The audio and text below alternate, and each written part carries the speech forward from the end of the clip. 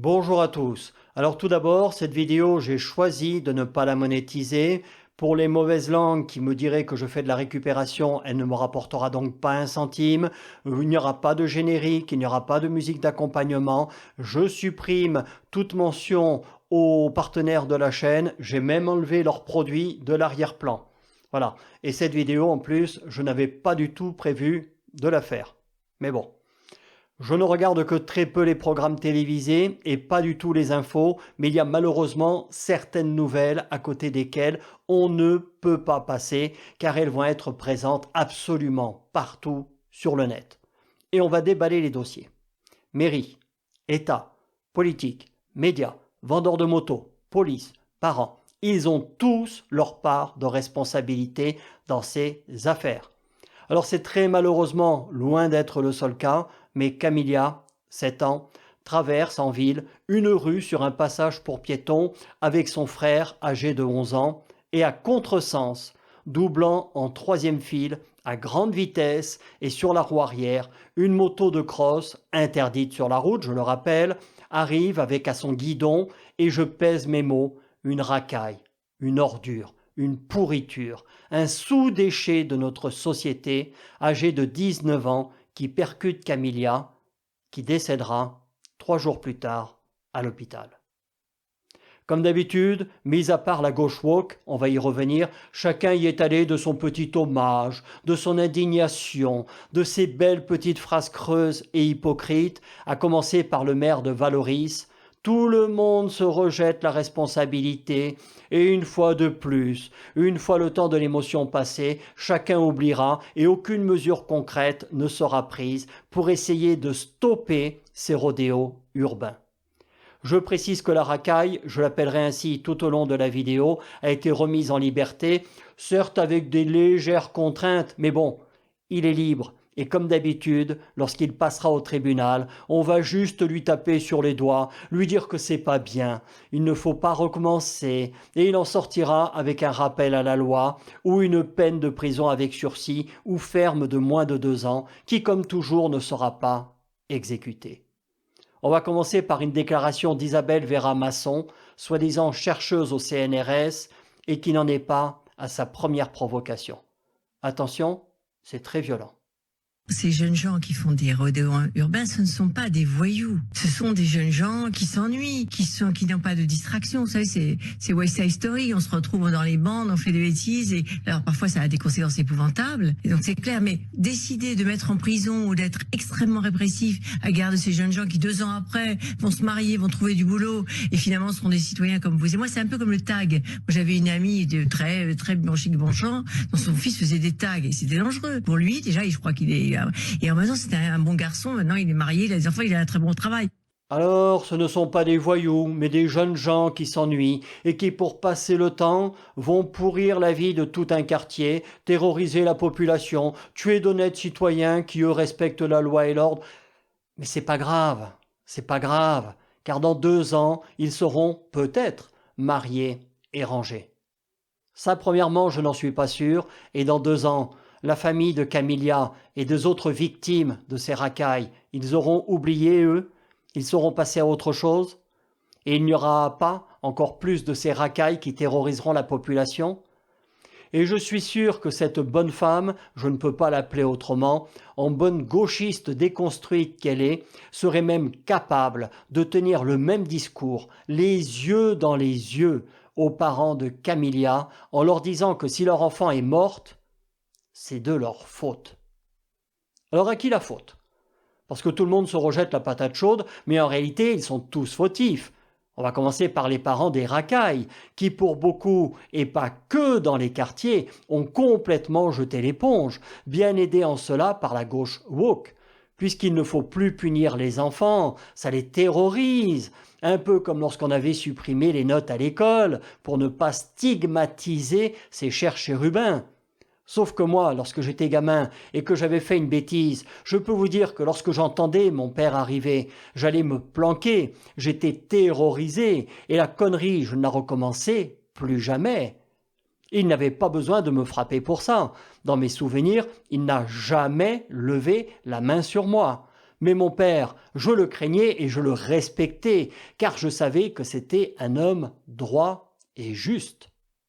Seulement mes parents, ils m'avaient éduqué, ils m'avaient inculqué des valeurs morales et civiques, et ils ne m'auraient jamais laissé acheter une moto de cross pour l'utiliser sur la route. Alors oui, je sais, on va me dire que maintenant, il y a beaucoup de familles monoparentales et que les enfants d'aujourd'hui, n'étant pas ceux d'hier, ils sont beaucoup plus difficiles à maîtriser. Donc, on est dans une société de sauvages où il n'y a plus aucune règle morale ni civique et dans laquelle on a complètement baissé les bras. C'est bien ça? C'est bien ça? Bienvenue dans l'Occident décadent du XXIe siècle. On me dira ce qu'on veut et vous allez m'insulter dans les commentaires, mais je m'en fous. Mais ça, en Corée du Nord, ça n'existe pas. Les vendeurs de motos, pour moi, ont une très grosse responsabilité dans ces actes. Alors on va me dire que s'ils n'achetaient pas des crosses, ils achèteraient des enduros, que c'est un peu pareil. Non, car premièrement, l'achat d'une moto de cross, dont l'usage n'est autorisé, je le rappelle, que sur un terrain de cross homologué, ne devrait être possible que sur présentation d'une licence et d'un certificat d'adhésion à un club. Tu n'as pas le droit de les utiliser sur un terrain privé non homologué et encore moins sur la route.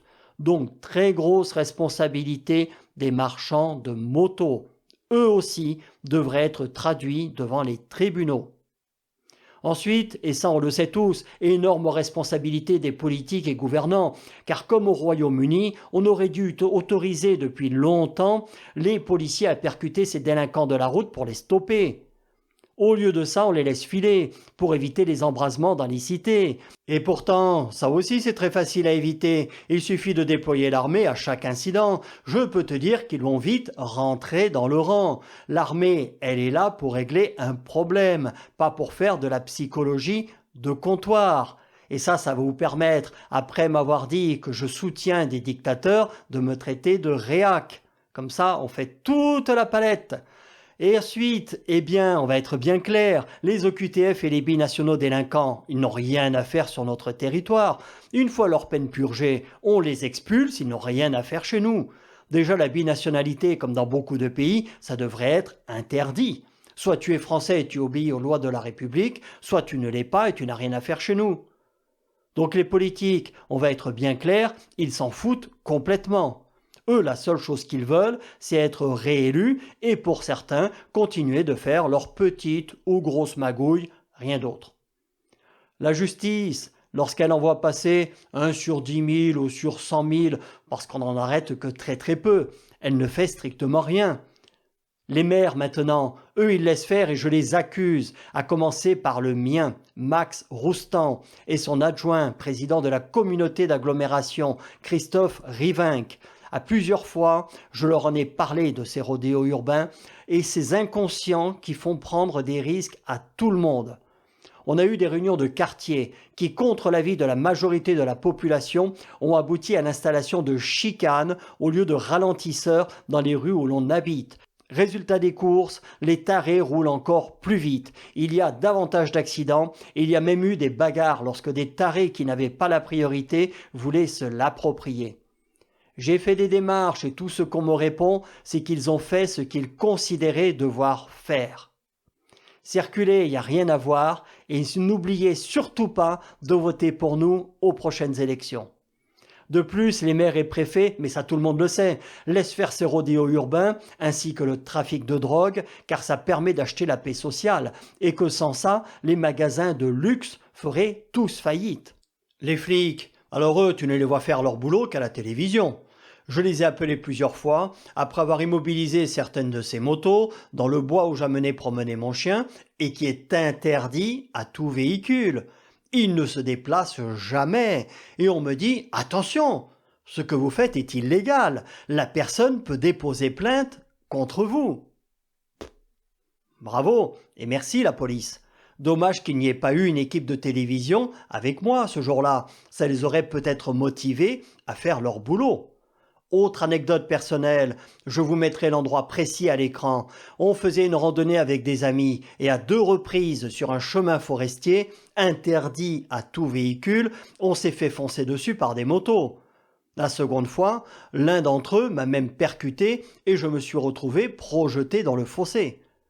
Je vais voir les flics avec la description précise des motos et des racailles qui étaient à leur guidon. Tenez-vous bien, non seulement ils ont refusé de prendre ma plainte, mais on m'a dit que ce n'était pas la première fois que ça arrivait et qu'il ne fallait pas traîner dans ce coin-là, car ils défendent leur territoire. C'est là où ils font pousser leur plan de cannabis. Un flic qui te dit ça. Un flic qui te dit ça. Et c'est le même qui, toi, va te verbaliser parce que tu as roulé à 88 km/h, ça m'est arrivé, au lieu de 80 sur une nationale où il n'y avait pas de panneau de limitation de vitesse. Et donc, où tu ne sais pas si c'est limité à 80 ou 90. Merci Édouard Philippe. Ensuite, il y a les médias qui souvent leur trouvent toutes les excuses, voire qui parfois glorifient ces racailles en les faisant passer pour des héros, pour des vedettes du quartier. Non, ce ne sont que des racailles qui terrorisent la population, font prendre des risques à tout le monde et qu'il faut éradiquer par tous les moyens possibles en rétablissant l'ordre dans ces quartiers. Et pas que dans les quartiers d'ailleurs, les débiles mentaux et irresponsables qui se croient tout permis, comme ce GMK et son pote Raoul qui se vantent d'avoir pour plus de 9000 € de PV par mois, ou le POG qui est resté bloqué à ses 11 ans d'âge mental, et je ne vous parle même pas de Lucien Cupif de la chaîne Boiserie, et tant d'autres dont le net glorifie les actes, tous plus irresponsables les uns que les autres. Pareil, il faut les éradiquer, les interdire de tout type de médias. Et comme ça a commencé dans certaines villes et que le vivre ensemble, ça ne marche pas. Il faut raser et en finir avec ces méga-barres d'immeubles, avec ces zones de non-droit et saisir et détruire toute moto de cross qui n'appartient pas à une personne titulaire d'une licence et d'une carte d'adhérent à un club. Idem pour ceux qui auraient une licence et une carte d'adhérent, mais qui se seraient servis de leur moto en dehors d'un circuit autorisé. La moto est saisie et détruite. Et idem pour ceux qui font des rodéos en voiture. On saisit la voiture et on l'affecte aux forces de l'ordre. Il y aura un jour où il faudra choisir, soit sauver des Naël, soit sauver des Camilla. Pour les désabonnements, les dislikes, les insultes, les menaces et se retrouver dans la boîte à trolls, ça se passe ci-dessous. Bonne fin de journée aux honnêtes citoyens. Les autres, si les flics et les politiques ne font pas leur boulot, nous on va s'en charger. Les honnêtes citoyens excédés commencent à s'organiser.